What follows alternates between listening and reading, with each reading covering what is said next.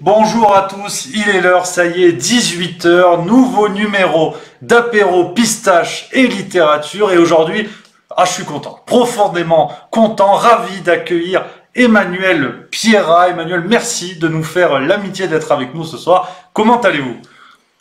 Plutôt très bien, à part le confinement qui perdure ici encore pour quelques temps à Paris, mais plutôt très bien. Comme vous le voyez, je bouge un peu ma caméra personnelle, mon ordinateur, pour dire qu'il y a une bibliothèque et quelques œuvres d'art, donc a priori tout roule, il faut juste être nourri. Voilà, c'est tout. De quoi s'occuper avec ces quelques livres?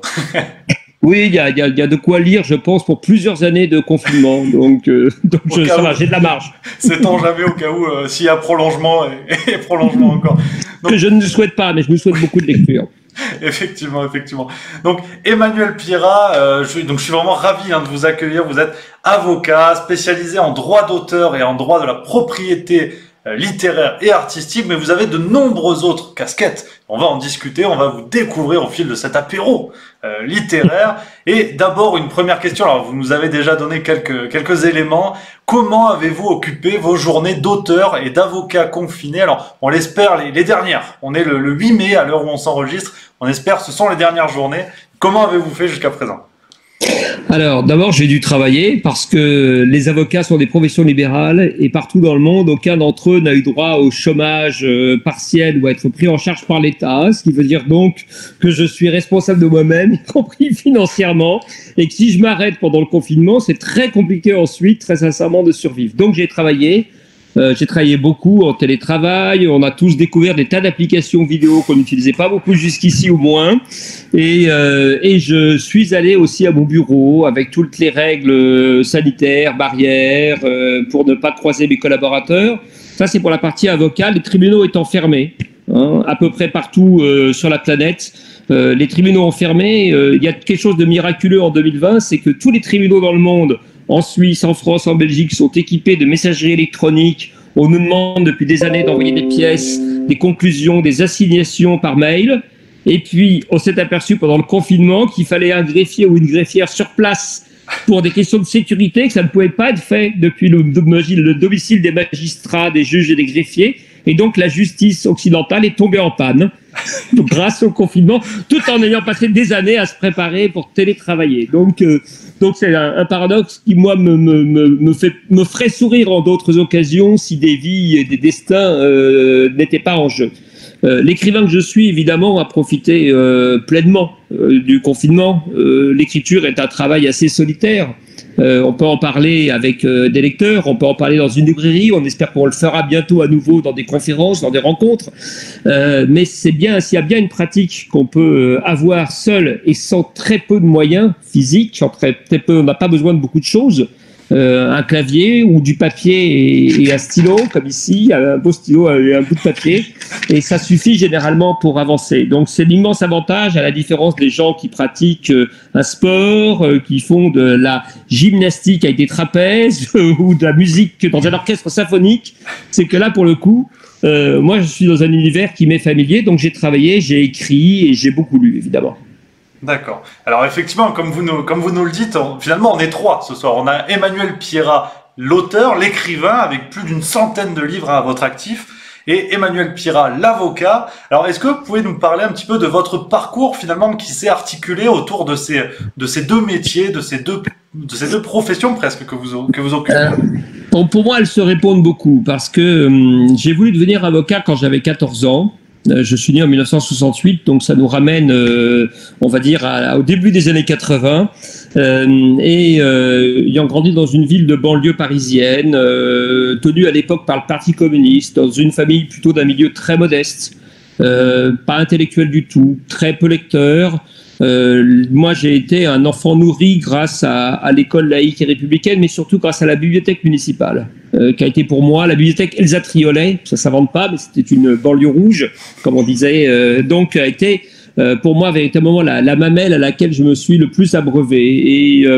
Et très vite, il y avait une autre chose qui était importante dans cet endroit, cette ville de banlieue un peu ouvrière où je vivais, c'était les noms des gens qui avaient baptisé les rues, entre guillemets, ou dont les noms baptisaient les rues. C'est-à-dire partout, il y avait des plaques comme on voit dans toutes les villes d'Europe ou d'ailleurs dans le monde, avec X ou Y. Et en dessous, il y avait très souvent, dans cette ville de gauche, très républicaine, avocat et homme politique, avocat et écrivain, avocat et inventeur de telle ou telle cause, avocat et...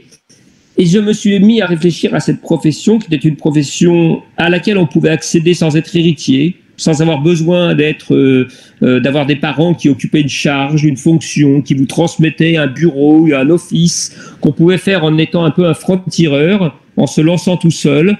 Une profession finalement dans laquelle, comme l'écriture, on a besoin de très peu de choses. Une robe, toge, et puis une bouche pour parler, des mains pour parler avec les mains de façon un peu latine, et puis après son cerveau et ses jambes pour aller avancer, et c'est à peu près tout. Et je me suis dit, formidable métier qui permettra de défendre, au-delà de la veuve et l'orphelin, peut-être de rendre service, d'être une mission sociale, publique, utile, et puis accessoirement profession dans laquelle on demande d'écrire, de lire et de parler, ou de parler bien. Et qui accessoirement aussi, c'est beaucoup conjugué avec la politique et avec la littérature. C'est-à-dire que des avocats ont été écrivains, des écrivains sont redevenus avocats pour vivre, des grands hommes et des grandes femmes de lettres, notamment au 19e siècle, au 20e siècle, ont partagé le temps entre l'écriture, la tribune, la politique, le barreau, le palais de justice. Donc tout ça me semblait un univers assez cohérent. Il est devenu d'autant plus que j'ai découvert très vite qu'il y avait une spécialité à l'intérieur de ce métier formidable d'avocat qui était consacré à la littérature et aux arts, et qui était la propriété littéraire artistique, le droit d'auteur, qui était une chose très peu pratiquée, enfin une vieille matière qui existe depuis très longtemps, une discipline, le droit des auteurs, le droit de la création, mais qui était un métier très délaissé. Pour faire simple et caricaturer un peu, on disait que dans une famille de 3 garçons nés dans une famille de juristes, le premier allait faire du droit des affaires, des choses qui rapportent de l'argent, du droit commercial.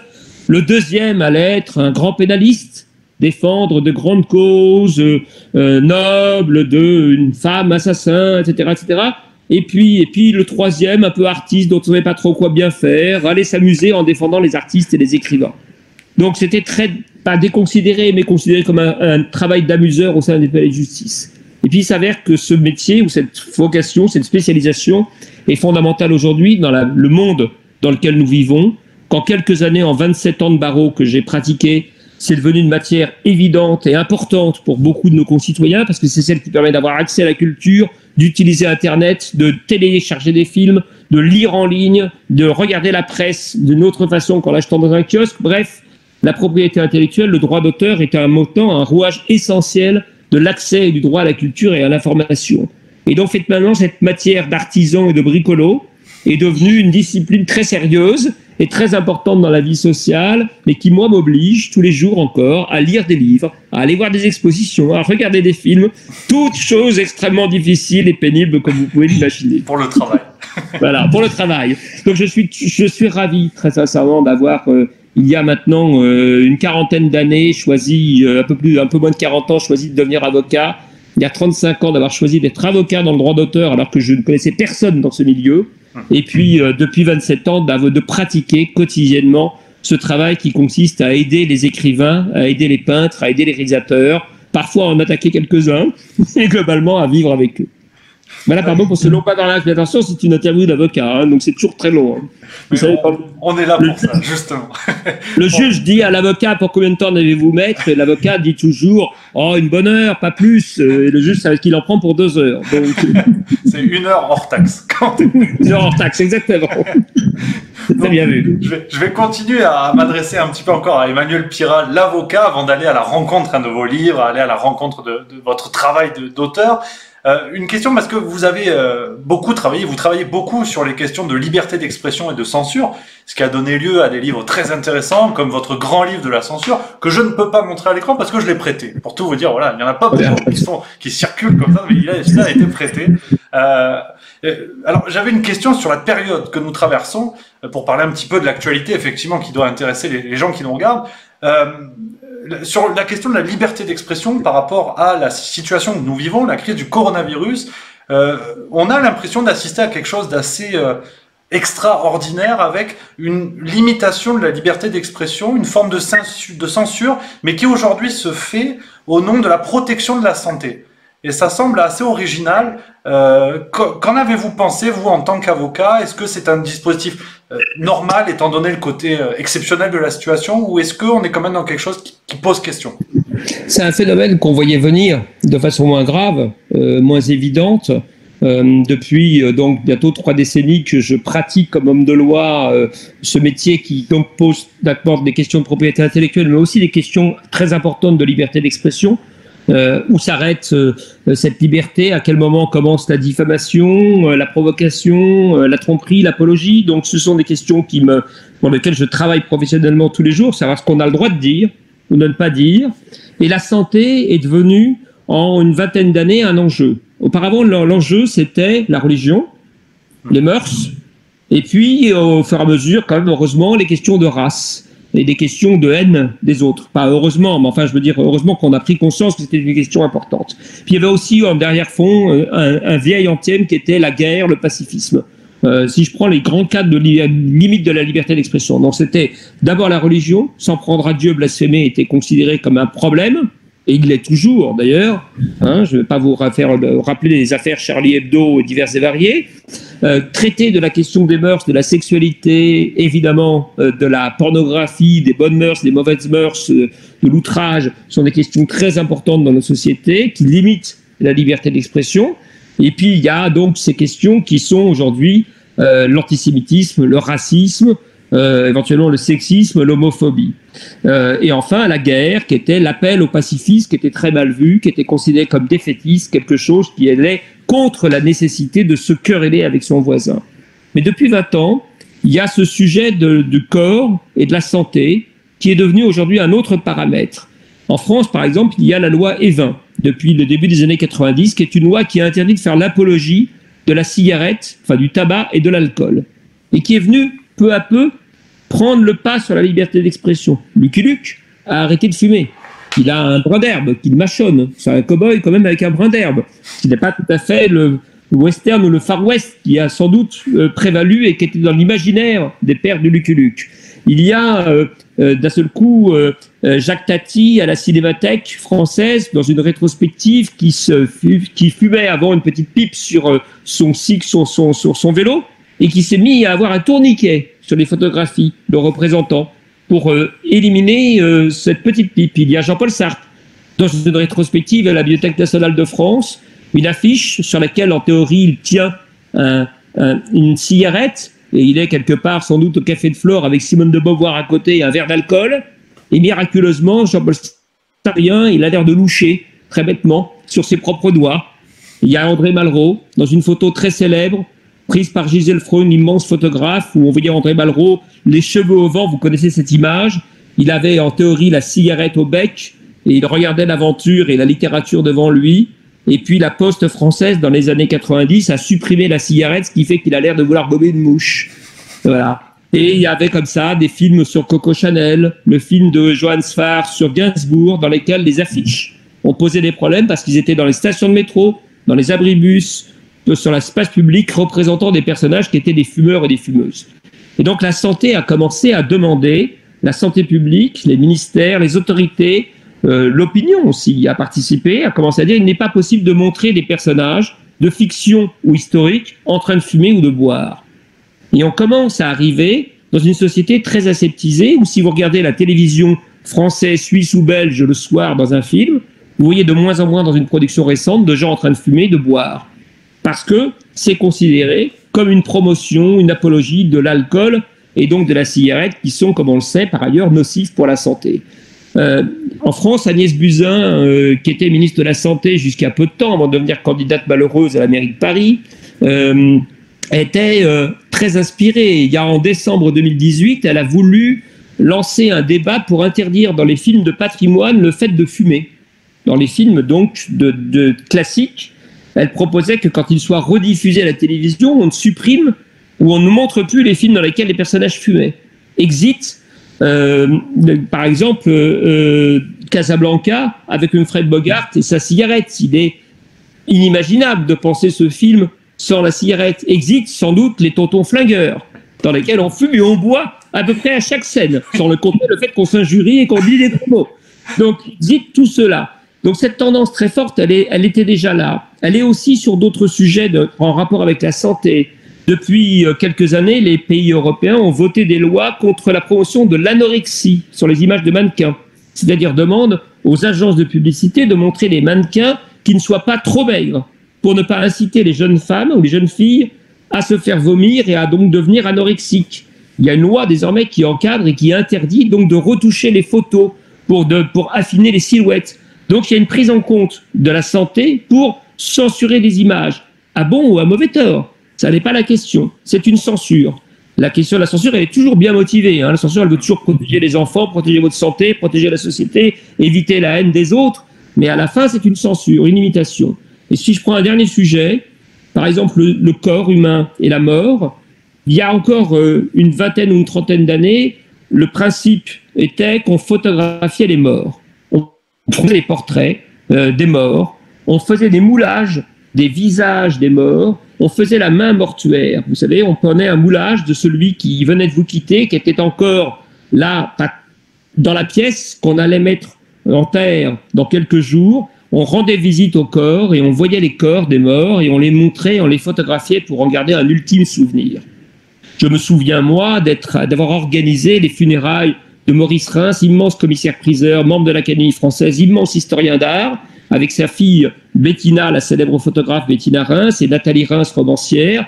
J'étais là ce dimanche matin quand nous avons installé le corps de Maurice avec les tableaux qu'il préférait autour de lui, un Balthus, un tapis dessiné par Miro, c'était extraordinaire, mais on montrait le corps et les invités ont commencé à défiler le dimanche après-midi pour rendre visite au corps du mort. Aujourd'hui, ces images ont disparu de l'espace public.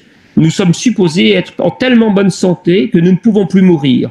Sont interdites les images représentant les cadavres, sont interdites les images représentant les victimes d'attentats, sont interdites les images dans lesquelles on voit des gens blessés. Ce sont des jurisprudences qui ont été forgées contre des journaux, contre Paris Match, à l'occasion des attentats, à l'occasion de l'assassinat du préfet Erignac, à différentes occasions. Et donc nous sommes passés dans une société dans laquelle montrer la mort faisait partie de la vie, ou en tout cas de ce qui était le destin et les cycles, à une société aseptisée dans laquelle on ne peut plus mourir.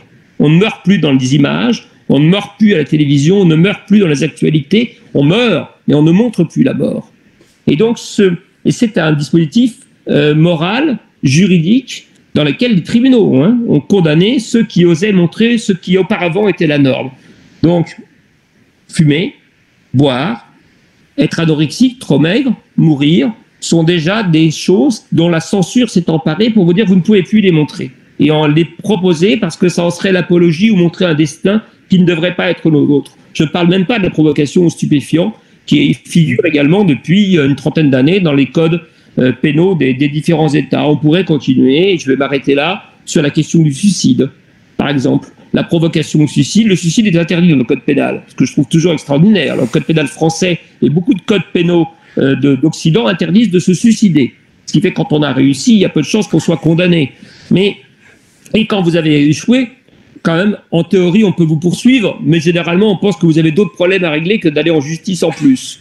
Néanmoins, il y a quand même un dispositif qui interdit le suicide. Et il y a eu un dispositif qui était encore plus poussé, puisqu'on a connu dans les années 80 l'arrivée d'un livre important qui était « Suicide, mode d'emploi ». Livre qui avait été écrit pour montrer des méthodes pour en finir avec soi-même, qui n'étaient pas nécessairement des appels au suicide, mais qui étaient dans une société qui n'avait pas encore questionné la dignité, la fin de vie digne, la possibilité de sortir sans être nécessairement maintenu artificiellement en vie dans un état de délabrement avancé. Donc ce livre proposait des méthodes, parlait de la mort, du suicide, et proposait des cocktails de médicaments pour s'envoyer à patresse. Comme il n'y avait pas de loi interdisant la promotion du suicide, et qu'on a trouvé une quarantaine de corps de personnes, de citoyens avec ce livre sur leur table de chevet, donc une quarantaine de morts, de gens qui étaient morts avec cette méthode, la société française a proposé par son Parlement d'interdire ce livre en prenant une nouvelle loi. Et cette loi sur la provocation au suicide a permis après de poursuivre un certain nombre de publications, de revues, un numéro de la revue Colors de Benetton qui parlait de la mort, Last Exit to Death qui est un essai australien sur la possibilité de mourir, etc. Donc la mort est devenue un sujet tabou. C'était un sujet qui était autorisé, montré, dont on pouvait parler. Les souffrances du jeune Werther, les mémoires d'un suicidé faisaient partie de la littérature. Et aujourd'hui, la promotion de la possibilité de se donner la faim n'est plus permise.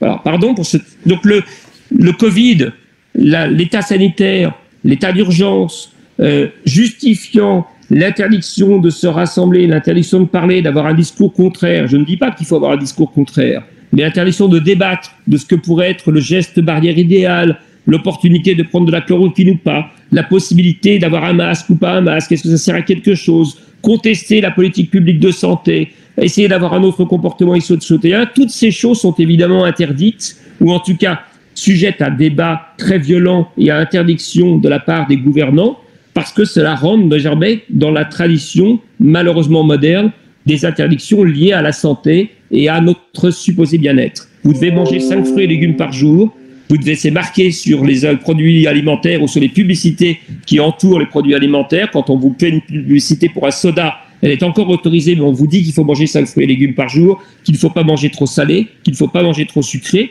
Et moi, je suis prêt à parier, je l'ai dit à plusieurs de mes clients, que d'ici 3 ou 4 ans, on interdira de mettre en valeur la viande rouge, par exemple, qui est considérée comme problématique pour un certain nombre de phénomènes liés à la santé, mais aussi au bien-être animal.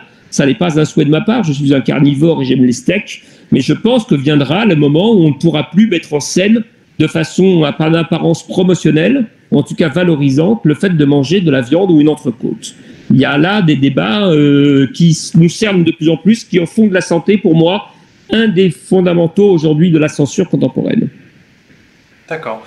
Pour aller plus loin sur ce que vous dites, qui est très intéressant, on a aussi l'impression, et c'est d'une certaine manière la conséquence de ce qui se passe avec cet empiètement de la justice sur des comportements individuels, on a aussi l'impression que d'une certaine manière, les avocats sortent de plus en plus des tribunaux. On voit de plus en plus d'avocats qui font des interventions médiatiques, comme vous d'ailleurs, comme beaucoup de vos confrères. Et ce qui est à la fois très intéressant pour les citoyens d'être en contact avec le droit, d'avoir des éléments qui viennent directement via la télévision, les journaux ou la radio. Est-ce que c'est aussi un moyen de répondre à cette loi qui empiète de plus en plus sur les droits individuels? Est-ce que c'est un moyen de faire sortir la justice des tribunaux pour la rendre plus accessible et peut-être même plus compréhensible à l'égard d'un droit qui devient aujourd'hui de plus en plus difficile à saisir? Bien sûr, il y a plusieurs choses. Il y a d'abord, selon moi, la nécessité aujourd'hui dans des affaires importantes dans lesquelles les juges ne sont pas nécessairement influencés ou en tout cas instrumentalisés par le pouvoir, mais néanmoins sujets quand même au mouvement d'opinion. Les juges sont des êtres humains qui, chaque jour, petits et jeunes en famille, sont confinés en ce moment comme vous et moi, participent à des déjeuners, des repas amicaux dans lesquels on leur parle de ce qu'on devrait ou ne devrait pas faire. On ne leur parle pas nécessairement directement de l'affaire qu'ils ont à juger, mais on leur donne leur opinion, comme chaque citoyen peut avoir la possibilité de le faire, et tout cela interfère. Et interfère avec quelque chose qui ne devrait pas, en théorie, pas être susceptible d'être influencé par l'extérieur, que le droit, la règle de droit. La règle de droit, c'est l'état de droit, c'est la démocratie, c'est la garantie selon laquelle ça n'est pas subjectif, et il y a quelque chose, une règle que tout le monde connaît, et une règle qui a été élaborée en commun. Mais les juges, heureusement, sont des hommes et des femmes. S'ils n'étaient que des machines et qu'ils ne faisaient qu'appliquer la règle, on n'aurait pas besoin d'eux, on mettrait les ingrédients dans un ordinateur et on sortirait immédiatement le résultat et le jugement. Donc ce sont des êtres humains parce qu'il leur faut un caractère sensible et personnaliser chaque affaire. Et en même temps, parce que ce sont des êtres humains, ils sont susceptibles d'être influencés par leur entourage.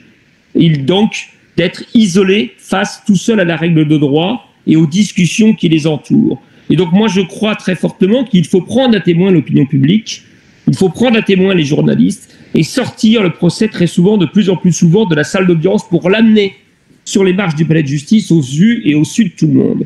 Parce que l'autre paradoxe étonnant, c'est que la justice, elle est publique dans nos pays, mais elle n'est pas filmable. Elle est en théorie ouverte, vous pouvez vous rendre dans un tribunal, où que ce soit, pour aller assister à des débats, sauf quelques matières qui sont les affaires familiales, les affaires avec des mineurs et les affaires de mœurs, mais vous pouvez aller voir un procès pour assassinat, vous pouvez aller voir un procès pour association de malfaiteurs, pour attaque de banque, vous pouvez aller assister à un litige de copropriété, tout est public. C'est ouvert, c'est chauffé, c'est gratuit, c'est un spectacle formidable, je peux vous le dire. Mais il y est interdit en France, notamment en Belgique et dans d'autres endroits, de filmer et d'enregistrer. Les journalistes sont autorisés à condition de prendre des notes. Le tweet ou le live tweet, par exemple, est débattu et des présidents et des présidentes d'audience interdisent de tweeter sur les débats, qui ont lieu en cours. Des affaires très importantes. Or, parfois, on va juger le Mediator, un scandale sanitaire. On va juger d'une affaire de corruption politique. On va juger d'affaires qui intéressent, selon moi, l'opinion publique et l'ensemble de la société. Et ces débats ne sont pas publics parce qu'il est interdit de les filmer. Sauf dans des cas exceptionnels qui sont les grands procès pour l'histoire où on a autorisé et on a même jugé nécessaire de filmer le procès de Klaus Barbie, de Maurice Papon, de Paul Touvier, des grands criminels de la Seconde Guerre mondiale qui malheureusement vivaient encore parmi nous. Et il y a, à part la société américaine qui aujourd'hui filme une partie de ces procès, la règle dominante, c'est que la justice est publique mais qu'elle n'est pas filmable. Et donc elle reste opaque. Comme elle est opaque, elle est d'autant plus opaque qu'elle est conçue avec un vocabulaire qui la rend inaccessible au commun des mortels. Elle est conçue avec un code, un langage corporel, avec des robes, des costumes qui signifient clairement que seuls ceux qui en sont porteurs sont capables de comprendre ce dont on débat. Il y a une expression en français, moi, qui me parle toujours, qui est très éloquente, qui consiste à dire se tenir à carreau, rester sur le carreau. Le carreau, qu'est-ce que c'est dans une salle d'audience? C'est la partie de la salle, historiquement, dans laquelle se tenait le public. La partie dans laquelle se tiennent les avocats, les juges et les greffiers, on appelait ça le parquet.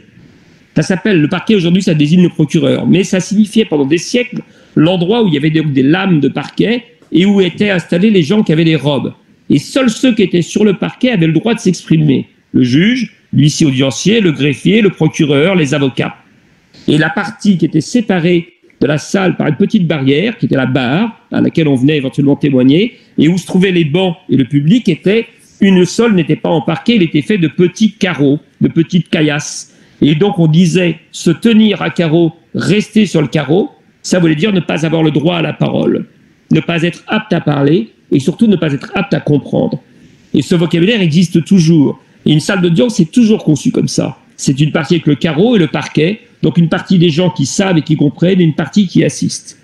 Un exemple simplement concret, quand je plaide une affaire devant un tribunal, quel qu'il soit dans le monde francophone, et que mes clients sont dans la salle et qu'ils veulent écouter l'affaire qui les concerne, alors je préviens le magistrat, parce qu'ils ne sont pas toujours tenus de venir, je préviens le juge par une phrase assez simple et sibylline qui consiste à dire « je plaide corps présent ».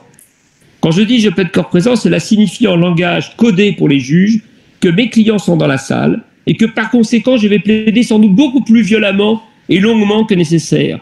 Là où l'affaire sans eux aurait pris une demi-heure, je vais faire un quart d'heure ou 20 minutes d'explication dont le juge n'a pas besoin, mais qui permettront, moi, de donner l'impression, sans doute réelle, à ceux qui m'ont confié leur dossier, que je les défends bien. Parce que comme ils ne connaissent pas les codes, ils ont besoin que je les rassure en rappelant les arguments que tout le monde connaît par cœur et que les juges ont déjà intégrés dans le dossier. Et ils ont besoin que je dise toujours qu'ils sont victimes ou qu'ils ont subi, alors que ça ne fait pas avancer la question juridique que doit traiter le juge. Et je le fais en disant « je plaide corps présent ». Ceux qui sont assis derrière moi ne comprennent pas ce que cela veut dire, et les magistrats se calent en disant « donc on va avoir 20 minutes ou une demi-heure qui ne servent à rien, et on ne l'interrompra pas, parce que c'est ainsi que Maître Pierrat peut rassurer ses clients ». Mais c'est l'illustration, ce n'est pas pour me moquer des gens qui ne connaissent pas le droit, c'est l'illustration selon laquelle la justice est un monde opaque et codé.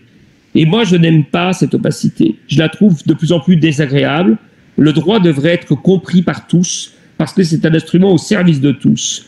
De la même façon qu'on comprend de mieux en mieux la médecine, qu'elle est de moins en moins opaque, qu'on essaye d'avoir des débats aujourd'hui scientifiques tous les jours aux journaux télévisés pour comprendre ce qu'est le Covid, le geste barrière, la distanciation sociale, la nécessité d'endiguer la pandémie. La médecine a fait des efforts pour amener son savoir et le rendre libre et accessible et compréhensible. Le droit n'y est pas encore.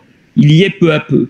Et pour l'y forcer, moi, je considère qu'il faut en parler à la télévision, qu'il faut en parler devant des micros, qu'il faut en parler sur Internet et qu'il faut sortir de la salle d'audience pour expliquer l'affaire qui concerne non seulement une paire de citoyens qui sont dans la salle, mais l'ensemble de la société, parce que c'est une question d'intérêt général. C'est pas mal plaidé. Pardon. Non, je plaisante en disant c'est pas mal plaidé. Bon, non, mais voilà, vous m'avez compris, je pense que ça se joue. Les affaires ne sont jamais que des affaires qui ne concernent que 2 personnes ou 3 personnes. Quand on parle d'un problème qui n'a pas pu être résolu entre un citoyen et un autre, qu'il soit en train de divorcer, que l'un ait volé le sac à l'autre, qu'il soit en litige sur la propriété ou les travaux à faire sur un mur ou dans un ascenseur collectif ou dans un escalier, c'est une question que s'ils n'ont pas réussi à trancher entre eux, c'est une question qui les intéresse évidemment au premier plan, mais qui intéresse l'ensemble de la société dans ce qu'elle est, dans le vivre ensemble. Et par conséquent, c'est toujours une question d'intérêt général. Les affaires judiciaires sont toujours des questions qui intéressent l'ensemble de la société, et c'est pour ça que l'État y est représenté. C'est pour ça qu'il y a un procureur qui ne juge pas, mais qui prend la parole au nom de la société et de l'intérêt général et de l'intérêt collectif. Et donc cet intérêt collectif bien pensé doit être normalement plus ouvert et plus articulé vers l'extérieur, ce qu'il n'est pas. Dernier exemple, le architectural. Les tribunaux sont toujours conçus avec beaucoup d'opacité. L'architecture des tribunaux est faite pour impressionner et faire peur. Le tribunal classique, celui des grandes villes européennes, c'est le tribunal même américain ou sud-américaine, c'est le tribunal avec les marches, le frontispice, les colonnes doriques ou ioniques et un chapiteau et quelque chose de très écrasant. La caricature en étant le palais de justice de Bruxelles, qui est tellement impressionnant que c'est le bâtiment le plus terrorisant, qui est pourtant une très agréable capitale selon moi. Et ce bâtiment fait peur. Rentrer dedans veut dire que vous n'êtes plus maître de votre destin. Rentrer dedans veut dire que vous ne comprenez pas les codes, vous n'en maîtrisez pas le langage. Les tribunaux ont commencé à changer il y a quelques années et ont décidé d'être plus transparents. On a commencé à remplacer les palais de justice des pierres classiques par des palais de justice de verre. Mais ces palais de justice sont tout aussi opaques parce que pour des questions de sécurité, pour des questions de secret, de mise à l'abri, d'affaires parfois confidentielles, on a construit des palais qui sont en apparence transparents et quand on s'en approche, on ne voit rien de l'extérieur. Ils sont toujours très impressionnants et ils sont toujours là pour montrer une autorité et une autorité opaque. Voilà. Il y a donc quelque chose d'intrinsèque à la justice qui est de ne pas être compréhensible par ceux qu'elle juge et c'est simple justiciable. Quelque chose qui, d'après moi, doit évoluer avec la société moderne et les moments que nous vivons. Et donc, du monde de la justice à un monde qu'on espère peut-être un peu moins opaque et un peu plus accessible, celui des livres, de la littérature. Donc là, on va s'adresser à Emmanuel Pirat, l'auteur, après toutes ces informations que vous venez de nous donner. Alors, sur les livres, justement, comme je le disais, vous avez écrit plus d'une centaine de livres sur des thèmes divers et variés. L'érotisme, l'art, la franc-maçonnerie, l'amour de la lecture. Vous avez écrit également plusieurs romans. Alors d'abord, la question, je pense que je ne dois pas être le seul à me poser. Comment arrivez-vous à concilier tout ça? Vous avez cessé de dormir, comment vous faites? Je dors très peu. J'ai même écrit un livre sur le sommeil et sur mon absence de sommeil, qui est un livre qui s'appelle Troublé de l'éveil, publié chez Fayard, parce qu'une année, une de mes éditrices que j'aime beaucoup, Elisabeth Sabama, m'a dit à un moment, mais comment fais-tu pour me rendre des livres tous les 3 mois quand je te les demande et tu es mon seul auteur à être rapide et surtout à ne jamais être en retard. Et elle me dit, il y a quand même quelque chose que je ne comprends pas. Et elle me dit, mais tu as des journées de 20 heures. Je lui dis, non, j'ai des journées de 19 heures, peut-être 20 heures. Et elle m'a demandé de lui expliquer. Donc j'ai raconté dans ce livre, qui est un livre aussi qui existe en livre audio aux éditions des femmes, donc qui est écoutable même ou téléchargeable, et j'explique comment je dors très peu. C'est vrai, je suis ce qu'on peut appeler un trouvé d'éveil, c'est-à-dire quelqu'un qui a besoin de 2 à 3 heures de sommeil. Ça ne veut pas dire que je peux être agité pendant 21 heures, 22 heures. Je ne peux pas non plus faire des marathons, passer mon temps à faire du sport, aller en boîte de nuit, chose interdite désormais. Mais enfin bon, je ne peux pas faire des exercices physiques ou des choses trop fatigantes pendant 21 heures. Il faut avoir une vie normale dans la journée, marcher, faire du sport, aller à la piscine, plaider, bouger, aller en rendez-vous, mais je dois reposer mon corps. En revanche, la partie, on va dire, qui se trouve ici, n'a pas besoin en réalité de beaucoup plus longtemps qu'un grand cycle. Et un cycle de sommeil, vous savez, ça dure 2 heures à 2 heures et demie. C'est un cycle dont il y a des phases, on appelle le sommeil, on rentre dans le sommeil, il y a le sommeil profond, il y aura le sommeil paradoxal, celui du monde des rêves, etc. Et en réalité, vous n'avez besoin que d'un très bon cycle, ou de 2 ou 3 parfois, mais au maximum d'une poignée d'heures. Toute la question, c'est de se réveiller au bon moment, à la fin du cycle et avant que vous ne réenchaîniez un cycle. Quand vous le réenchaînez, vous retombez, c'est le sommeil profond, et si vous êtes réveillé au milieu du sommeil profond par votre réveil, c'est très désagréable, et vous avez la sensation d'être fatigué et d'être épuisé. Alors que si vous vous réveillez, si votre corps a appris, votre cerveau à vous réveiller à la fin d'un cycle, vous vous réveillez au parfait moment. Vous êtes dans le sommeil paradoxal, ce moment où vous agitez, ce moment des rêves, où vous avez les yeux qui commencent un peu à s'ouvrir, vous réfléchissez un peu, quelle heure peut-il être, le jour se lève, et là, vous vous réveillez au bon moment, assez naturellement, si vous êtes capable de sortir de cette torpeur et de ne pas replonger.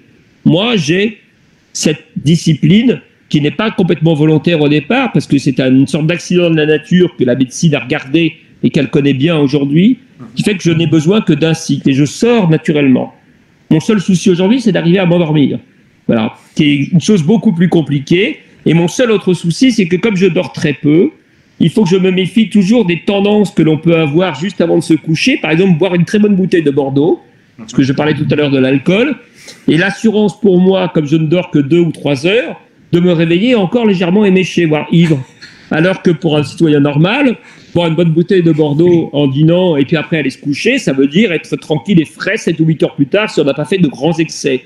Et on se réveille normalement en ayant un peu évacué les effets immédiats de l'alcool. Alors que pour moi, je sais qu'en raison de mon cycle et de mon temps de sommeil, je vais me réveiller et je vais mettre le pied par terre et je vais tout de suite partir de côté parce que je suis encore sous. Alors, je ne veux pas dire que je picole tous les soirs comme une brute avant de me coucher, mais c'est simplement que les avantages immenses que j'en tire, me permettant de travailler beaucoup, ont quelques petits inconvénients. La vie de couple est compliquée, hein, quand l'un dort 2 à 3 heures et que l'autre a besoin d'une nuit normale. La mythologie moderne de l'amour, c'est on doit s'endormir ensemble, et on doit se réveiller pour petit déjeuner éventuellement ensemble avant d'avoir une journée compliquée et chargée. Aujourd'hui, on va dire des journées complètement ensemble parce qu'on vit confiné avec son ou sa conjointe, mais en théorie, on se voit à des moments quand même bien balisés et on doit être ensemble. Moi, il est rare que je me couche en même temps que ma moitié. Il est très rare que je petit déjeune en même temps. Je suis même debout avec des heures et des heures d'avance. Et ces heures, je les mets à profit, évidemment, ces heures du soir et ces heures du matin pour écrire. Voilà. L'avocat que je suis commence à travailler vers 7 heures du matin, à se pencher sur ses dossiers. Il va terminer parfois jusqu'à 22 heures. Et puis, à partir de 22 heures, c'est l'écrivain qui va s'emparer de ses romans ou de ses livres ou de ses essais en cours, qui va les pousser jusqu'à 2 heures du matin. À 5 heures, je serai réveillé. Et je commencerai d'abord par lire et par écrire, en faisant couler un peu de café, puis après du thé, pour peu à peu passer de la littérature, enfin à nouveau à mes dossiers d'avocat. Ce qui fait que je gagne 4 heures par jour en moyenne par rapport à tous les autres. Et comme je fais ça un peu comme une machine, 7 jours sur 7, 365 jours et 366 les années bissextiles, finalement j'arrive à produire une centaine de livres, ou plus de 115 aujourd'hui. Voilà, il y a quelques écrivains qui sont au-dessus. Il n'y a pas longtemps, pour terminer sur cette capacité de production, j'ai déjeuné avec un de mes amis, et aujourd'hui, on va dire malheureusement concurrent à l'Académie française, où nous sommes tous les deux candidats, Gérard de Cortanze, et je lui ai dit, écoute Gérard, tu as écrit combien de livres? Alors je crois qu'il en a 70 et 80 et moi à 115, et il m'a dit à un moment, mais on pourrait peut-être faire un club des 100, c'est-à-dire de ceux qui ont plus de 100 livres. On pourrait mettre Johann Sfar, on pourrait mettre Michel Onfray, il y a une poignée d'auteurs, je suis pas sûr qu'on soit tous très amis, mais on pourrait faire un club des dingues et de ceux qui écrivent énormément et publient beaucoup, voilà, qui sont des bibliomanes, des bibliophiles, des bibliophiles et d'immenses auteurs, au sens non pas nécessairement de la qualité, mais au minimum du nombre de volumes et de la régularité. On a enfin le secret d'Emmanuel Pirat, là, c'est un scoop.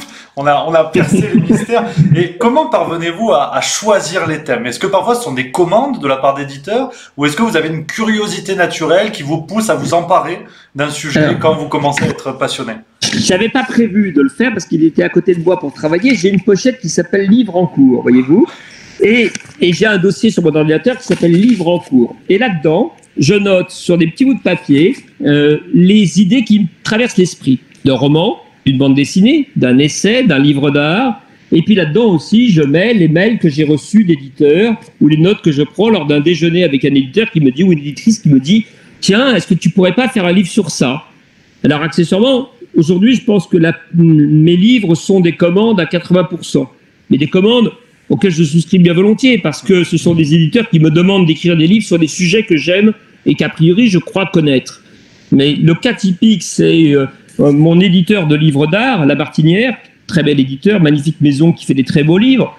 Nous faisons un livre ensemble chaque année à l'automne pour qu'il se vende pour les fêtes. Un livre cadeau, en quelque sorte. Chaque année, je rends ma copie au mois de juin. Chaque année, un livre de moi sort, co-signé avec un photographe ou un illustrateur, mais souvent tout seul et avec des illustrateurs. En octobre dernier, nous avons fait un gros livre sur les collectionneurs dont moi. L'année d'avant, j'ai fait un livre sur les pièces à conviction dans les procès, les objets qui sont les témoins des crimes. J'ai fait avant un livre sur les femmes et la justice, un autre sur les grands procès, un autre sur les films Podane, etc., etc. Et chaque année, ce livre se vend peu ou prou, mais se vend un peu, sinon je ne continuerai pas à en faire. Et mon éditrice me dit au mois de janvier, alors quel livre on fait maintenant? Une fois qu'on a fini les ventes de Noël. Et donc, chaque année, elle me dit quel livre tu as en projet, ou elle me dit j'ai ça pour toi. Et moi, j'ai toujours une liste qui est là-dedans, dans ma pochette livre en cours. Donc, je lui dis écoute, moi, j'ai un livre pour 2021, un livre pour 2022, un livre pour 2023 en livre d'art. Et comme j'ai plein d'éditeurs, parce que j'ai un éditeur pour les livres d'art, un éditeur pour les livres sur la franc-maçonnerie, un éditeur de droit, un éditeur de romans, je suis chez Gallimard pour les essais, je suis chez Fayard pour l'histoire. Alors, à chaque fois que j'ai mon déjeuner, on va dire de bilan, après avoir rendu un livre et sa sortie, et puis ses ventes, les éditeurs sont frileux, ils attendent de voir si les livres se vendent. Mais tout de suite, derrière, ils disent, qu'est-ce qu'on fait ensuite? Ben, je leur dis, j'ai ça, on me dit, est-ce que tu veux pas traiter ce sujet? Et à la fin, donc ce sont des commandes. Et là, aujourd'hui, j'ai 21 livres en cours. Wow. Voilà. Et donc, je suis en train de hiérarchiser, je suis en train de m'organiser là, parce que le confinement, on croit qu'on a beaucoup de temps, mais en vérité, on n'en perd pas, mais le confinement me prend du temps quand même, s'organiser, faire sa cuisine, faire ses courses en temps de confinement, c'est plus compliqué qu'en temps normal. Donc tout ça prend du temps, ce qui fait que mon rythme de mon programme idéal n'est pas aussi bien tenu que je l'aurais rêvé, mais je suis en train de m'organiser avec mes 21 livres en cours, et chaque jour, la vraie recette, c'est que j'écris tous les jours, 4 heures comme je vous l'ai dit. Il y a des jours où la muse m'inspire, et elle est formidable. La muse n'existe pas, mais c'est l'état d'esprit, la capacité à ne pas affronter la page blanche et à pouvoir de ce coup jeter des idées, des formules, à se sentir élégant et habile dans la langue. Et puis ça, c'est formidable parce qu'on écrit des romans, on écrit des grandes envolées, on écrit un pamphlet. Et puis il y a des jours, en revanche, c'est plus compliqué, on se sent un peu fatigué, on a les neurones et les synapses qui se connectent pas très bien, on est un peu besogneux. Et là, je me dis, je vais pas abandonner. Là où d'autres ont qu'un seul livre en cours et disent, aujourd'hui, je fais 100 parce que j'arriverai pas, je suis pas inspiré. Moi, c'est pas grave, j'ai toujours un livre de droit à finir, j'ai toujours des chapitres à relire, des choses à compléter, des recherches à faire qui demandent pas d'être grandement inspiré, mais d'être simplement un peu laborieux. Et donc, au lieu de faire 4 heures de littérature, je vais faire 4 heures de essais juridiques. Voilà, en rabotant, en passant le rabot et en y allant, et en me disant que la seule règle, à la fin, c'est d'être régulier et quasiment quotidien. Je dis toujours aux gens qui veulent écrire et qui me disent « j'aimerais écrire un livre, j'aimerais écrire un roman ». Je leur dis « mais fais-le réellement. Si tu veux écrire, et beaucoup de nos concitoyens veulent écrire, on dit que tous les Français notamment ont un manuscrit dans leur tiroir. C'est peut-être vrai, en tout cas chacun pense qu'il peut écrire. Et c'est très bien, il faut encourager les gens à écrire. C'est une formidable thérapie qui ne coûte rien et qui fait beaucoup de bien. Il faut les encourager, mais il faut dire à ceux qui veulent écrire qu'ils doivent réellement passer à l'action. Ça ne viendra pas tout seul. L'inspiration, la muse, elle ne vous visite pas à chaque minute. Ce qui est important, c'est de se fixer un plan, un planning, un programme d'écriture. Alors on peut ne pas le faire tous les jours parce qu'on peut avoir des vies très occupées, très compliquées, très fatigantes, et donc partir très tôt le matin, avoir du temps de transport, ne pas être disponible. Mais on peut se fixer des rendez-vous. On peut se dire le samedi ou le dimanche matin ou le dimanche soir, je vais être à ma table d'écriture. Et vents et marées, contre vents et marées, Covid ou pas Covid, confinement, déconfinement ou pas, on va tenir ce rendez-vous et on va se forcer à écrire. Avec certains moments, l'inspiration et la muse, et d'autres simplement un truc besogneux dans lequel on va emboîter des chapitres, essayer de trouver des pistes, réfléchir à une source historique si on n'est pas capable d'avoir le plus beau Alexandrin sous la main. Voilà. Et donc la vraie solution, le vrai secret, il est là. C'est du travail et de la régularité. Et puis ensuite, parfois, un petit peu de talent. Et pour certains, je ne me range pas le dent, un peu de génie. La méthode, la recette voilà, est donnée. Et j'avais une question précisément sur les livres que vous avez écrits sur des affaires juridiques, donc des grandes affaires, le procès d'Outreau, l'affaire Dreyfus. Je me demandais si peut-être comme un inspecteur, vous n'aviez pas le désir un peu caché de retravailler ces affaires, d'aller chercher encore un petit peu plus loin avec l'espoir secret de découvrir quelque chose. Est-ce que ça peut vous guider ou vous restez quand même assez dépassionné à écrire? Non. Je suis toujours passionné. J'ai l'impression que quand je m'empare d'une affaire pour l'écrire, c'est comme quand on plaide. Quand je plaide, quand des gens viennent me voir, au début et que dans mon cabinet, ils me disent « Maître, j'aimerais que vous me défendiez. » Pour telle ou telle histoire, ils me le racontent. Au début, je peux être sceptique, je peux les regarder parce que je ne connais pas l'affaire, je ne les connais pas nécessairement. Ils viennent me voir, ils me racontent une affaire personnelle, et peu à peu, je vais me convaincre de leur bonne foi, de leur mérite, de la nécessité de les défendre. Et le jour où je vais me retrouver à plaider pour eux, je vais être ultra convaincu. Mais réellement, ça n'est pas fin, ça n'est pas quelque chose d'artificiel. Je vais plaider comme si ma vie en dépendait et comme si c'était mon affaire. Eh bien, les procès à raconter, les affaires sur lesquelles on peut se pencher comme écrivain, pour moi, c'est la même chose. Il y a un moment, quand on se repenche sur l'affaire Dreyfus, ou quand on se repenche sur Zola et J'accuse, par exemple, pour prendre des choses qui parlent à tout le monde en ce moment, il y a un moment où on ne peut pas s'empêcher de prendre parti. On ne peut pas s'empêcher d'avoir envie de compléter le travail, de dire, regardez, à un tel endroit, les juges se sont trompés, à tel endroit, l'armée a poursuivi Dreyfus, elle n'aurait pas dû le faire. Et voilà pourquoi. Et on se convainc et on argumente et on va chercher des choses qui n'ont pas été mises en lumière et qui n'ont pas été mises en avant et qui auraient pu servir la cause. Mieux encore, j'ai l'immense chance d'être le conservateur du musée du Barreau, qui est un des rares musées consacrés à l'histoire de la justice sur cette planète. Ce qui fait que je suis détenteur et que j'ai accès à des milliers de dossiers d'archives qui sont inédits. Dans l'affaire Dreyfus et Zola, dans les deux affaires, le procès du capitaine Dreyfus et le procès d'Émile Zola, nous possédons au musée du Barreau la plus belle collection en main privée sur l'affaire, parce que nous ont légué leur dossier le bâtonnier Laborie qui a défendu Zola dans J'accuse et qui a défendu d'abord la sœur puis le frère de Dreyfus avant d'être un des deux avocats défendant le capitaine Dreyfus. Et l'hérité des dossiers inédits du bâtonnier Demange qui a été le premier avocat de Dreyfus et qui est resté également jusqu'à la fin pendant 16 ans. Ces deux avocats ont légué des archives incroyables. Il y a dans nos dossiers, dans ces archives, une centaine de lettres d'Émile Zola que peu de gens, voire pratiquement personne, n'avaient lues avant que je décide de les regarder attentivement. On en montrait 2 ou 3, on en exposait 2 ou 3. Mais il y a un moment, ça semblait tellement évident, c'était sous nos yeux, mais ça avait été secret parce que c'était dans les dossiers de ces avocats et c'était resté pendant des décennies dans leurs mains ou dans celles de leur cabinet avant d'être légué aux archives de l'ordre des avocats.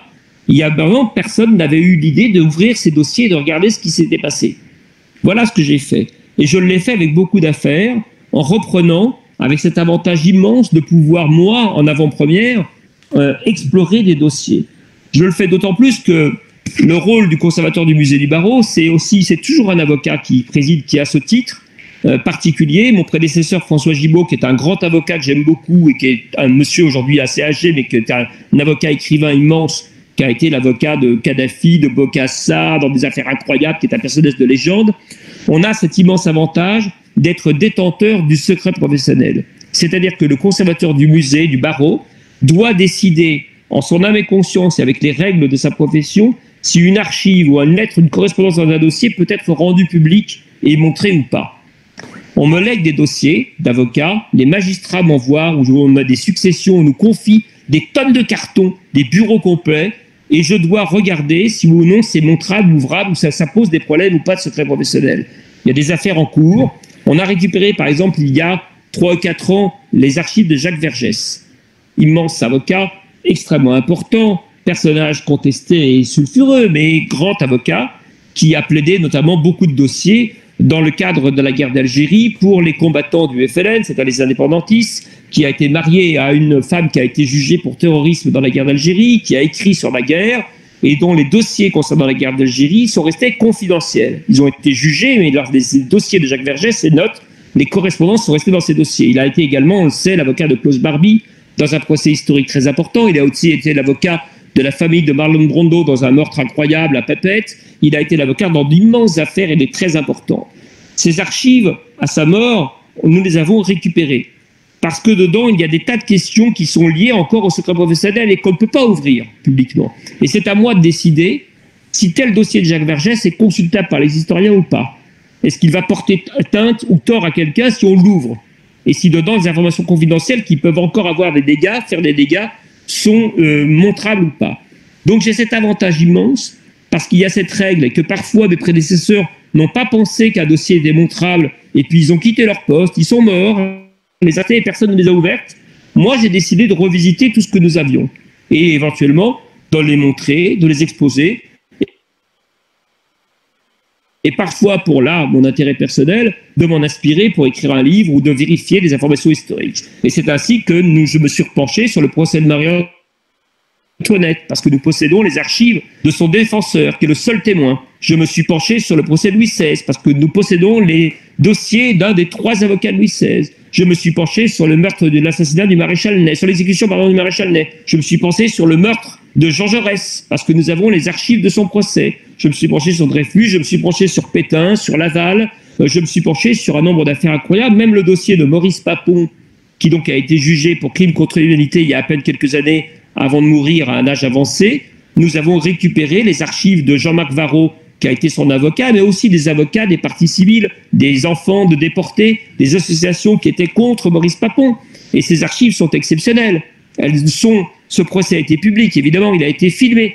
Mais ce qu'il y a dans les dossiers, les correspondances, les dessins qu'ont fait les avocats à l'audience, parce que le temps était long, les notes qu'ils ont prises, les lettres qu'ils ont écrites, les témoignages inédits qu'ils ont recueillis, tout cela, nous les avons sous nos yeux. Voilà donc le travail que je fais, qui consiste à me pencher dedans et à réouvrir un dossier comme on le découvre, comme si on le découvrait. Moi, j'aime bien, pour terminer cette longue histoire, vous dire que je fais toujours une chose avec les avocats de mon cabinet. Je leur dis qu'un dossier doit se comprendre en lui-même. C'est-à-dire qu'on n'a pas besoin qu'on vous l'explique. Vous pouvez prendre une affaire très simple et banale ou une affaire historique extrêmement grave. Si un dossier d'avocat est bien fait ou un dossier de magistrat est bien fait, on doit pouvoir le lire comme un roman de la première à la dernière page et comprendre de quoi il en sort. Donc, en prenant ces dossiers historiques, je me retrouve donc à revivre la vie de Marie-Antoinette ou celle de Louise Michel ou celle du maréchal Ney, et d'un seul coup à découvrir au fur et à mesure ce qu'il s'est passé et à les revisiter avec mon propre regard. Évidemment que je connais beaucoup de ces affaires par ailleurs, j'ai lu beaucoup, mais je m'aperçois d'un seul coup qu'il y a une possibilité de les lire différemment grâce à ces pièces inédites ou grâce à un angle de vue qui est celui de l'avocat aussi, très particulier, qui lui permet de comprendre et de décoder cette justice si mystérieuse dont nous parlions tout à l'heure. Comme un collectionneur du droit, finalement, avec l'accès que vous avez à ces pièces. C'est justement la question de la collection avant d'arriver à notre séquence, un dernier pour la route. Encore une question. Vous êtes un collectionneur averti. Alors là, on l'a vu tout à l'heure quand vous nous montriez votre bibliothèque aussi. On sait, en vous suivant sur les réseaux sociaux, vous avez une très grande collection. Vous allez nous en parler d'art africain. C'est une question deux en un. Déjà, comment est née cette passion pour la collection, et aussi, est-ce que finalement, avec cette envie de sortir toujours plus de livres, cette course effrénée à la bibliographie, est-ce que c'est pas votre objectif d'être aujourd'hui le collectionneur et demain le collectionné? Avec tous vos livres, on a envie de tous les réunir. Alors, j'aimerais bien être collectionné, ça serait extrêmement flatteur. Je me collectionne moi-même, j'ai évidemment un pan de ma bibliothèque est consacré à mes propres livres, parce que au bout de 115 livres, éventuellement publiés en poche, en club, en allemand, en poche, en allemand, en tchèque, en galicien, ça finit par faire quelque chose comme ça, 100 volumes, donc ce qui est déjà une petite bibliothèque, hein, quand même correcte, qui est dans une pièce derrière moi. Évidemment, je collectionne les livres. J'ai été bibliophile, je le suis toujours. J'ai revendu une partie de mes collections parce que je ne suis pas non plus milliardaire, donc pour racheter de nouveaux objets et de nouveaux livres, parfois on se dessaisit, et c'est le principe quand même de la collection. Et puis je collectionne évidemment l'art africain, un peu l'art océanien et l'art et l'archéologie. Je me déplace un tout petit peu pour montrer derrière moi des petits bouts de petites visites. Il y a ici quelques masques, quelques objets que l'on peut deviner, que l'on peut voir. Il y a je ne vais pas vous faire tout le tour de mon appartement, mais il y a globalement, comme derrière moi, quelques objets. Il y a des massues, des armes africaines, des masques. Je vais vous montrer juste l'entrée, vous comprendrez l'ampleur du problème. Derrière moi, voilà les armes tribales, des armes de jet, des saguets, des lances, des couteaux. Il y en a, je pense, de façon un peu conséquente. Il y a des vitrines rempli de petits objets archéologiques, de statuettes égyptiennes, de pipes à opium, de petits trucs fétichés. Voilà, il y en a beaucoup. Je vous l'accorde. Il y en a à peu près partout posés. Et je vais repasser dans la pièce principale où nous étions tout à l'heure. Je vis entouré de à peu près 1200 œuvres d'art, je pense, si je tiens mon inventaire. Alors évidemment, la collection est une chose qui m'occupe. Et la théorie sur la collection m'occupe. J'ai écrit un livre il y a quelques années, un petit essai qui s'appelle La collectionnite, qui est sur la maladie des collectionneurs. Ce qui leur arrive, pour moi, c'est pas une maladie très grave, hein. C'est une maladie, c'est une pathologie, évidemment, parce que elle provoque des troubles, par exemple chez votre banquier, parfois.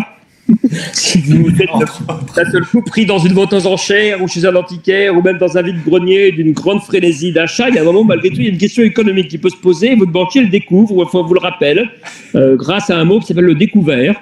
On peut également collectionner d'ailleurs. Voilà, on peut les collectionner les découverts et avoir envie de ne pas collectionner les banquiers mais plutôt d'en changer. Et là, il y a la banque vous rappelle que vous avez une pathologie. votre conjoint, votre conjointe vous le rappelle aussi parfois, en vous disant est-ce que tu t'es déjà demandé si j'aime vraiment l'art africain?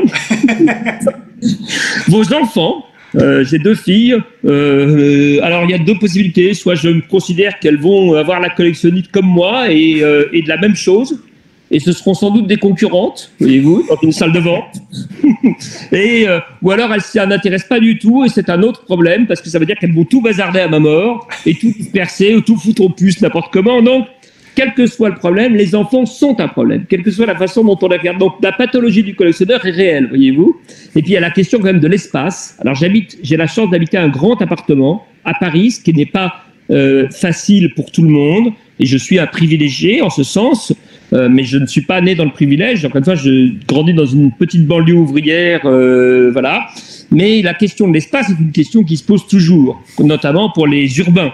Et le prix des appartements fait qu'il est difficile de tout collectionner et de tout pouvoir faire entrer. Alors moi, j'ai des pathologies qui m'ont interdit, par exemple, au bout d'un moment, d'acheter à nouveau des confessionnaux, vous savez, qu'il y a dans les églises. J'ai une éducation chrétienne très avancée. Je suis totalement athée aujourd'hui, mais je trouve toujours très beau les confessionnaux. Ce sont des meubles incroyables. Mais ça prend quand même de la place. Collectionner des confessionnaux, c'est même très ambitieux. Je me suis interdit depuis des années de collectionner les pirogues. C'est parce que là aussi, soit on a un port et un lac devant soi ou une mer, soit on est dans un appartement ou dans une maison normale et c'est très compliqué de collectionner les pirogues. Pour l'anecdote, j'ai un de mes clients et amis suisses que j'aime beaucoup, qui un jour a voulu faire très plaisir à son épouse et elle avait regardé un catalogue d'une vente aux enchères avec des œuvres par un grand designer et architecte, et il y avait quelque chose qui ressemblait à une aile d'avion. Et elle trouve ça très beau, elle lui dit « Ah, tu as vu ça, ça sera vendu dans 15 jours », puis elle tourne la page, elle passe à autre chose. L'anniversaire de la dame étant proche, le monsieur se dit « Formidable idée, je vais lui acheter cette petite aile d'avion » qui avait l'air sur le catalogue de faire 50 cm et d'être un objet normal. Et donc, il ne fait pas attention, il dit à son assistante « Mettez-moi un ordre, je verrai bien combien ça coûte, si ça dépasse pas tant, tout va bien ». Et donc, il se retrouve à découvrir un jour qu'il est devenu l'enchérisseur et qu'il a eu l'enchère sur cette aile d'avion. Et il s'apprête à recevoir l'aile d'avion.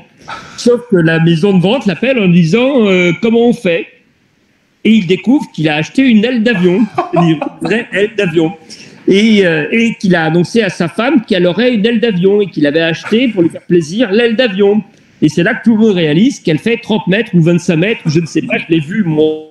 Et donc c'est devenu un truc complètement dément dans lequel la question de l'espace s'est posée véritablement. Et les voilà en train d'acheter un terrain pour mettre l'aile d'avion qu'ils n'avaient pas prévu vraiment de collectionner à l'origine. Voilà. Donc la question de l'espace est une question qui intéresse les collectionneurs. Donc la collectionniste, c'est l'argent, les conjoints, les gens avec qui malheureusement on doit vivre, ou on a choisi de vivre, qui ne sont pas que des objets, et les questions de l'espace. Partant de là, c'est une maladie quand même très sympathique, qui vous propose d'aller collecter, compiler les livres, les objets d'art, même les poupées, les figurines, les cartes, les fèves, peu importe. C'est quelque chose qui vous projette vers le savoir, selon moi, et vers la transmission. C'est pas tellement la détention qui est importante, c'est la quête, la recherche, et puis après comprendre ce qu'on a. Comparer. La collection, ça sert à ça. Ça sert à mettre un objet avec un autre, et parce qu'on le met à côté de son voisin ou de quelque chose qui lui ressemble, on comprend quel en est l'usage exact. On le comprend mieux parce qu'on en voit une série, et parce que l'un n'est pas exactement le même, et on comprend pourquoi celui-ci était plus riche, plus orné, correspondait à une famille aristocratique ou très bourgeoise, et celui-ci un objet d'ouvrier. Pourquoi celui-ci a été très patiné, pourquoi est-ce qu'il a cette allure d'usure qui aurait été montre qu'il a beaucoup servi. Pourquoi est-ce que l'objet, dans telle ou telle civilisation, n'est pas dans le même bois, n'est pas dans la même matière, parce que le climat, parce que plein de choses. Bref, l'objet de la collection est un support pour mieux comprendre le monde et les êtres humains ou la nature. Et pour moi, l'important, c'est non pas de posséder, c'est de regarder évidemment, de contempler, d'aimer, mais c'est surtout de comprendre ce qui a poussé l'homme à concevoir cela ou la nature à produire ces effets. Et c'est ce que j'aime, c'est la beauté des choses. Et c'est la transmission qu'on peut ensuite en tirer. Moi, il y a 2 types de collectionneurs. Sacha Guitry disait qu'il y avait des collectionneurs coffre-fort, qui ne montrent rien, qui enferment tout, et qui mettent sous clé. Et il y a des collectionneurs vitrines. Alors vitrine, il le disait avec façon un peu péjorative, mais bon, ça voulait dire qu'ils montraient, qu'ils étaient contents de montrer aux autres ce qu'ils avaient. Mais pas tellement pour leur dire, regardez, je suis propriétaire de ça, mais pour leur dire, regarde ça, c'est merveilleux. Regarde le travail, regarde la main, regarde la beauté de cette pierre, regarde ce geste, regarde cette chose, regarde cette courbe, regarde cette silhouette sur un tableau. Et ça, c'est la transmission. Et moi, je me range dans cette catégorie. Et donc, j'ai décidé de montrer les collections, d'écrire dessus. J'ai écrit un livre qui s'appelle Comprendre l'art africain, à partir, qui est un livre que j'aurais voulu trouver, moi, quand j'ai commencé à collectionner l'art africain. Donc, j'ai écrit le livre qui me manquait. J'ai écrit, c'est pas une plaisanterie, vraiment, je l'ai conçu et pensé comme ça. J'ai écrit Les arts premiers pour les nuls, dans la collection pour les nuls, où j'ai fait beaucoup de livres, mais qui est donc pour moi un livre de transmission. J'ai fait un livre il n'y a pas longtemps chez Gallimard sur Faut-il rendre les œuvres d'art à l'Afrique, qui est une vraie question, voilà. Une vraie question sur à qui a le droit de posséder quoi, et est-ce que quelqu'un est propriétaire de quelque chose qui vient d'une autre culture ou pas. Ce sont des questions importantes. Donc les collections ne sont que des prétextes pour réfléchir et mieux connaître l'humanité, mieux partager et mieux transmettre. Voilà. Vous savez à peu près tout. Pour moi, ce n'est donc pas un acte de propriété, c'est un acte d'ouverture et de tentative de compréhension des autres et de la beauté de ce qu'ils ont fait. Emmanuel Pierrat, de la collection aux tribunaux, en passant par vos livres sur des sujets divers et variés, vous nous avez donné beaucoup d'éléments, beaucoup de réflexions. Pour tout ça, déjà, un grand merci. Et on va pas se quitter comme ça, on va se quitter avec cette séquence que la France attend désormais. Un dernier pour la route. Alors,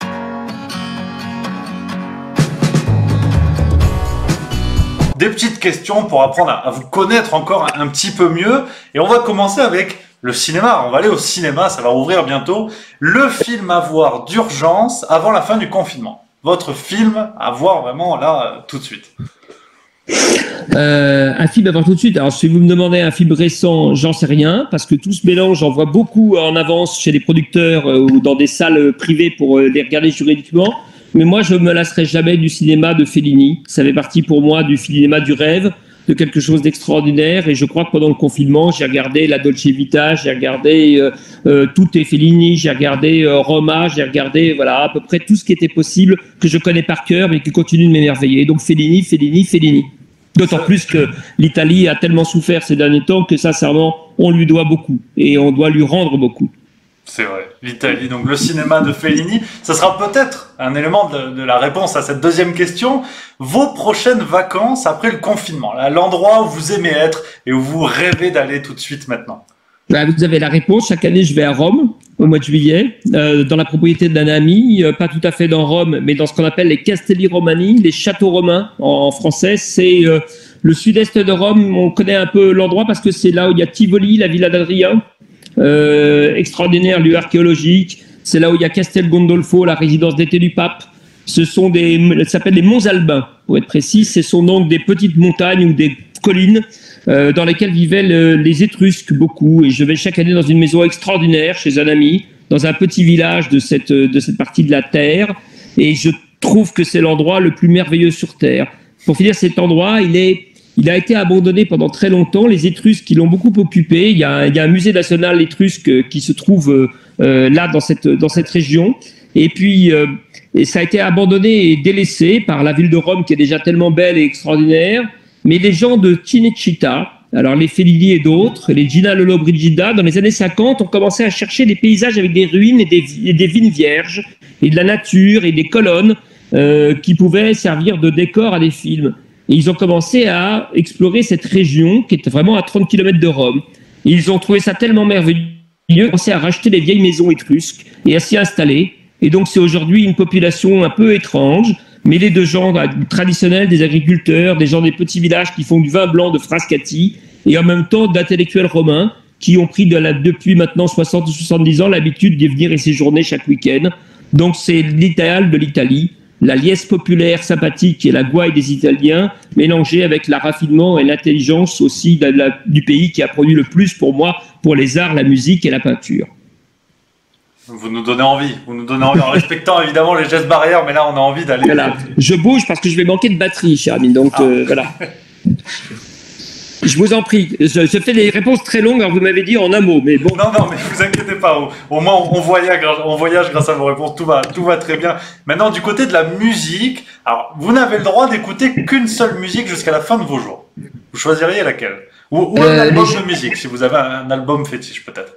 Les génériques de James Bond. Ah oui. Ah oui, ça vous attendez une réponse plus intelligente. Hein, non, au contraire, je suis agréablement surpris, j'aime la surprise. Moi, je suis quand même, j'aime beaucoup le cinéma, j'aime beaucoup les livres, et je n'ai jamais eu de mépris, au contraire, pour le cinéma d'aventure, d'espionnage, pour les livres policiers, pour les romans, on va dire, qui sont de la littérature, qu'on considère pour certains comme de divertissement, mais qui pour moi sont fondamentaux. Et la promesse, la musique d'un James Bond, le générique d'un James Bond, c'est la promesse d'un délicieux moment, au moins de 2 heures ou de 2 heures et demie de cinéma extraordinaire. Alors sans doute un peu macho, sans doute un peu passé, parce que toujours quand même le Martini Gin et la façon dont le bellâtre, etc. Mais peut-être que ça changera dans les prochains James Bond. Mais la musique d'un James Bond, qui est toujours originale et qui est toujours différente, et toujours la promesse d'un moment extrêmement réjouissant. Quand je crois que je les ai tous vus au cinéma, mais quand je suis dans un avion, ce que j'espère pouvoir refaire bientôt, même si, paraît-il, il faut privilégier le train pour notre bilan carbone et la planète, mais quand même pour aller à l'autre bout de la planète, il m'arrive de prendre l'avion souvent, eh bien, chose que je me dis quand j'ai devant moi le programme de cinéma proposé par la compagnie aérienne, je me dis qu'à coup sûr, si je mets un James Bond, je vais m'en porter très bien, même si je l'ai déjà vu 50 fois. Et ce qui me réjouit le plus, c'est d'entendre le début de la musique avec GoldenEye ou je ne sais trop quoi. Je me dis, ça y est, c'est parti, c'est super. Voilà, donc j'ai un album ici, évidemment, avec toutes les musiques de James Bond, qui pour moi est la façon la plus agréable de voyager, d'avoir des aventures incroyables et sans doute invivables. On imagine que vous avez hâte d'aller au cinéma pour le prochain. J'aimerais beaucoup aller au cinéma. Je vis à 200 mètres d'une salle de cinéma formidable dans Paris et je passe devant tous les jours. Pour moi, c'est presque aussi triste que le restaurant qui est fermé ou le bar à côté. C'est vrai. Bon, encore quelques jours, on l'espère, à tenir. Comme nos chères librairies qui vont rouvrir, là, il faut se jeter dedans en respectant les distances, tout ce qu'il faut, mais se jeter dedans. Allez soutenir nos amis libraires. Justement, littérature, on va y revenir. Vous avez la possibilité d'être réincarné en un personnage de roman.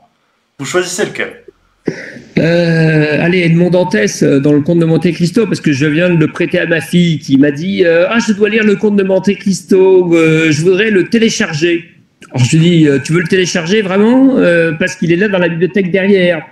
Elle me dit ah oui, prête-le-moi. Et quand elle a vu que ça faisait 1500 pages, elle est devenue un peu livide, elle a 14 ans. Je lui dis mais c'est tellement formidable.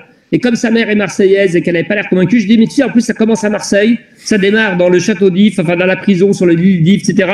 Et donc Edmond Dantès, tatati tatata, et je commence à lui raconter ça, puis non, je dis allez, finis par la lire parce que ça sera super. Donc Edmond Dantès, c'est peut-être pas le personnage qu'elle sort le plus heureux parce que c'est la vengeance, c'est plein de choses, mais je suis tellement amoureux d'Alexandre Dumas que j'aimerais être réincarné dans un des personnages de ses livres. Voilà. Et ce serait très présomptueux de vouloir être d'Artagnan. Hein. on a la réponse, toujours littérature avec, attention, celle-là, faut mettre les pieds dans le plat. L'auteur qui est un petit peu surcoté, d'après vous, même parmi les auteurs disparus, celui que vous trouvez, on en fait peut-être un petit peu trop. Alors, je vais pas me faire des amis. Vraiment pas. Mais on va dire qu'Albert Camus, dont on peut penser beaucoup de bien et qui m'a beaucoup ému à une certaine époque de ma vie, n'est pas nécessairement l'auteur que je trouve aujourd'hui le plus intéressant. Et pourtant, en disant ça, je sais les risques que je prends. Et il a écrit notamment La Peste, qui est une lecture, évidemment, qui a été faite pour ces temps de pandémie, etc. Je suis allé à Tipaza, en Algérie, à l'endroit même des ruines antiques où Albert Camus s'installait pour écrire face à la Méditerranée. Donc il y a beaucoup de choses, mais je crois que malgré tout, en relisant beaucoup Albert Camus, je pense que ça serait justice de mettre au moins à la même place, non pas de le descendre, mais peut-être de mettre quelques écrivains qu'on considère aujourd'hui comme surannés ou un petit peu moins bien ou politiquement moins corrects à la même place qu'Albert Camus. Voilà. Je dis ça sans méchanceté aucune, parce que je crois que j'ai à peu près tout Albert Camus dans ma bibliothèque et que je ne les enlèverai pas. Mais néanmoins, si je devais faire un pari ou demander demain matin à mes enfants de se précipiter sur un auteur, c'est peut-être pas Albert Camus, je prendrais en numéro 1. Et en revanche, il y a des tas d'auteurs qu'on considère comme vieillissants, qui pour moi sont toujours extraordinaires. Je me réjouis toujours de lire aussi bien Monterland qu'Anatole France, qui peuvent sembler très désuets et surannés. Et puis il y a des auteurs qui peuvent paraître surannés à un moment dans la vie, ou un peu artificiels. Par exemple, j'ai beaucoup lu Boris Vian quand j'étais adolescent, comme beaucoup d'adolescents. parce que l'herbe rouge, parce que j'irai cracher sur vos tombes, parce que plein de choses parlent à l'adolescence et à la rébellion et à la volonté de contester quand on a cet âge-là. Ensuite, je l'ai méprisé parce que je croyais que c'était une lecture d'adolescent. Et donc, je l'ai fait avec un peu de hauteur en me disant, ça c'est ce que je disais quand j'avais 15 ans. Puis je les ai gardés quand même, mes Boris Vian, qui étaient en 10-18. Et puis, je les ai réouverts il y a quelques années en me disant quand même, c'est vraiment vachement bien. C'est quand même très, très, très, très bien. Et je me suis dit, tu vas arrêter de penser du mal de Boris Vian que tu as tant aimé parce qu'il ne faut pas contrarier les amours qu'on a eus quand on était adolescent, au contraire. Le charme fait toujours effet. Voilà. Donc, il y a des auteurs qu'on peut à un moment moins aimer dans sa vie et qui finissent par revenir. Il y a peu d'auteurs, très sincèrement, qui disparaissent complètement et qu'on a aimé pour ensuite les détester. Je crois que ça serait, ou alors vraiment ne pas avoir confiance dans ses propres engouements, dans ses propres passions et dans le goût qu'on a infini pour la lecture. Voilà. Donc, Boris Vian, c'est important de faire vivre le débat dans la littérature. C'est ça qui l'entretient, Boris Vian, Albert Camus. Une autre question, l'avant-dernière, plus contemporaine. La personnalité médiatique qui vous agace. Vous trouvez qu'on la voit un petit peu beaucoup. C'est dommage. Elle occupe un peu trop les plateaux, elle vous agace. Alors, je devrais peut-être dire Emmanuel Macron, puisque en ce moment, quand même, c'est le président de la République et qu'on ne voit plus que lui. Donc, non. C'est pas agaçant, n'est pas le bon terme. Voilà. Mais ça n'est pas, il faut pas être agacé d'avoir un chef de l'État élu démocratiquement. Oui. On peut être contre lui. On peut ne peut ne pas aimer toujours ses discours. On peut ne pas être d'accord avec sa politique économique, sociale, avec ses discours, avec sa façon de regarder le monde et la société ou de gérer l'affaire de la pandémie et des masques. Mais à la fin, nous sommes dans un pays, en tout cas pour la majorité des gens qui nous regardent, nous sommes dans des pays démocratiques dans lesquels les représentants sont élus, en tout cas les instances démocratiques fonctionnent. Donc la seule façon véritablement de dire qu'on n'est pas d'accord, c'est d'aller voter pour quelqu'un d'autre éventuellement. Et ça, c'est une question légitime. Donc je suis parfois agacé par des hommes et des femmes politiques en ce moment qui défilent sur les plateaux. Je suis parfois agacé aussi, ce n'est pas bien non plus de le dire, mais quand même par certains médecins de télévision désormais. Il y en a des très bien, très pédagogues, et je trouve qu'il y a quelques personnages qui font plus peur qu'autre chose, et qui sont plus angoissants que rassurants, et qui sont plus dictatoriaux que véritablement aidants pour l'ensemble de la société, et qui confondent d'un seul coup l'aura dont on les entoure tous, légitimement pour la plupart, avec la possibilité de dicter leur conduite à tout le monde, et à l'ensemble de la société, et à ce qu'est le vivre ensemble, et éventuellement la possibilité économiquement pour nos pays de vivre tout en respectant au mieux la santé publique, voilà. Un peu d'agacement donc parfois contre certains médecins, un peu d'agacement contre certains hommes politiques, et à la fin, rien de grave, parce qu'ils sont tous élus, et parce que si les médecins sont à leur poste, c'est parce qu'ils ont fait des études, ont beaucoup travaillé, possèdent un savoir que je n'ai pas.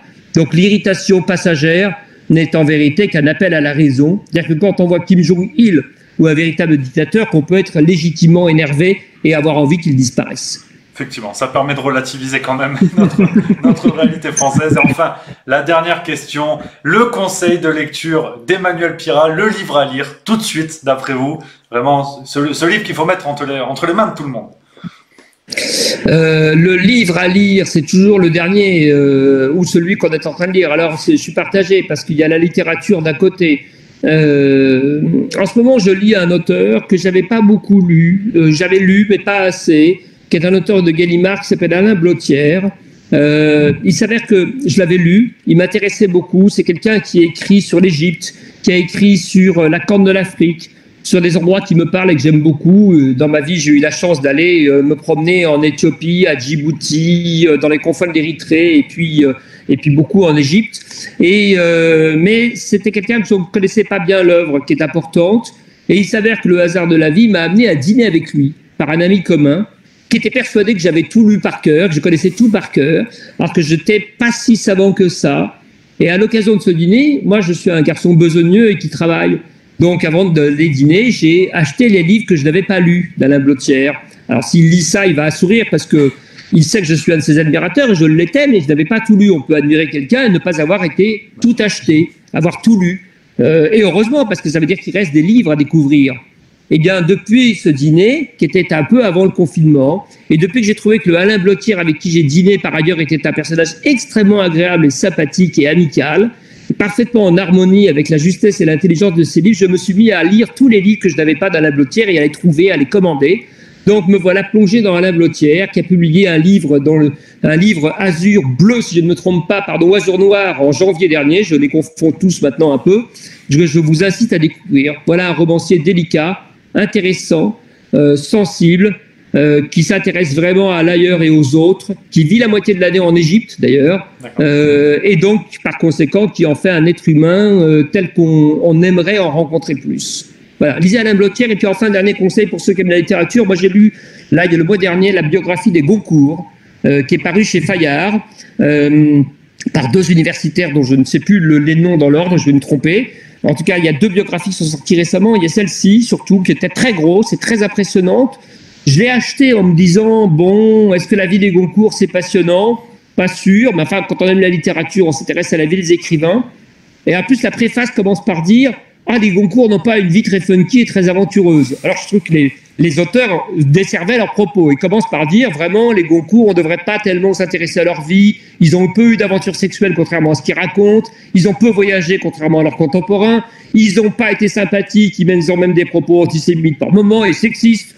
Donc, ils desservent un peu le sujet. Et quand ils disent ça, ils disent quand même, il faut le dire, sa vie, pour comprendre un peu leur œuvre et leur importance dans la littérature, le prix, le journal, chose. Et finalement, quand on rentre dans ce livre et qu'on lit la biographie, c'est passionnant. Et la vie de deux personnages, de deux frères, c'est-à-dire d'un tandem incroyable, séparés de beaucoup plus d'années que je ne le croyais, qui ne s'avèrent pas être des quasi-jumeaux, mais des gens qui avaient vraiment plusieurs années d'écart. C'est une vie incroyable, faite de vacherie et de méchanceté, mais d'amour de la littérature, d'amour des arts, c'est de la collection.